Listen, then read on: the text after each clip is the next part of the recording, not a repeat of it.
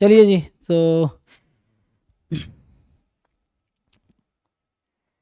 इसमें क्या है कि suppose X n is a sequence of independent random variable for each n x takes the value this।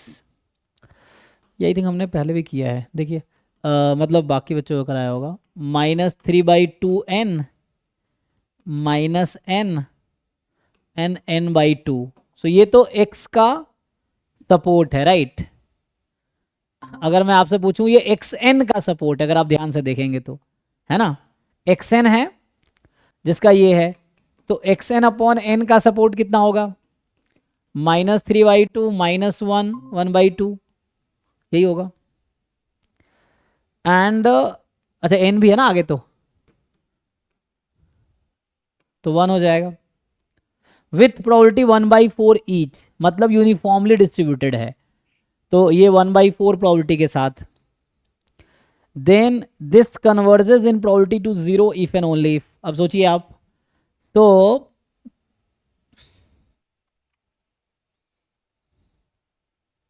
इसका नाम अभी वाई एन रख दीजिए आप।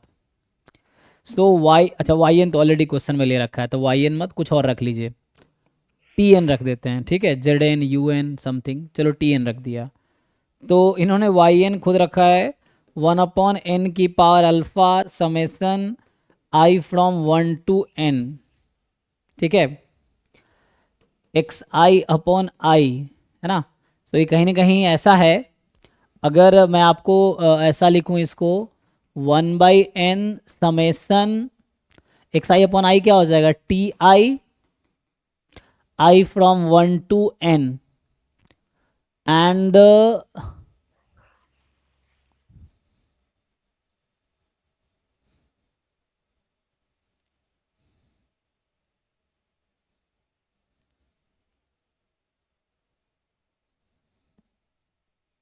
कितना लिखना पड़ेगा इसको बैलेंस करने के लिए, n/n की पावर अल्फा, यही ना।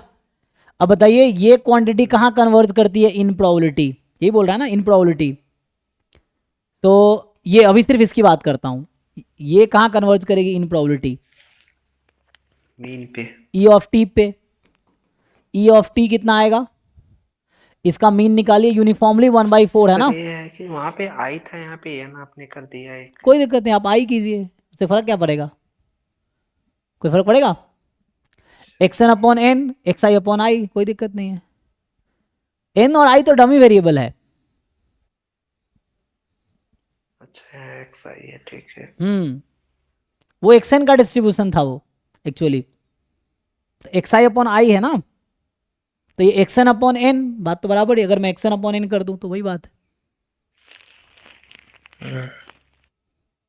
तो ये ईटी क्या आएगा यहाँ से, ये तो यूनिफॉर्मली डिस्ट्रीब्यूटेड है ना, तो 1/4 इंटू दिस ऐड करके 4 से डिवाइड कर दीजिए, समेसन xi/pi, तो each E with probability 1, so -3/2 + 1/2 -1 -1 into 1/4, तो -1/4 आएगा मीन इसका, देखिए।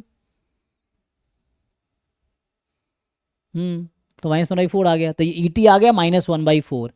अब आप खुद सोचिए, सो -1/4, ये क्वांटिटी, अभी सिर्फ इसकी बात कर रहे हैं, इसको छोड़ के, दिस कन्वर्जेस टू दिस।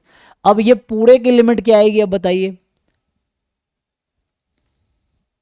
तो ये है 1/, इसको मैं ठीक से लिखूं, एन अल्फा -1। जी, अल्फा-1। अब बताइए जीरो पे कब जाएगी, जब ये जीरो पे चली जाएगी, तो ये क्वांटिटी जीरो पे कब जाएगी,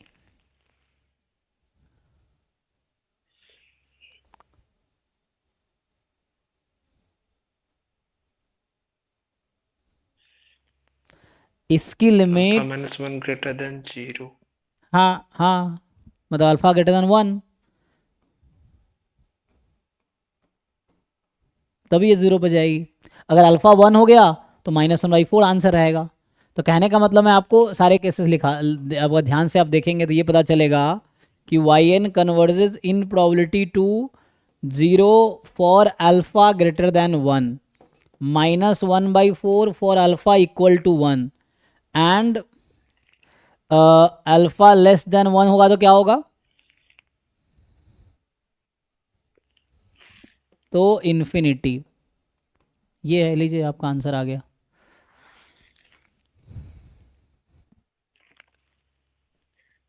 यही है। हम्म। हम्म।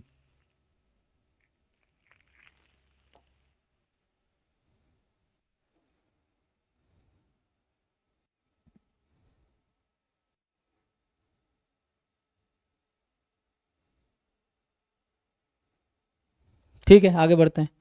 चलिए जी, नेक्स्ट पर्सन पे आते हैं। सो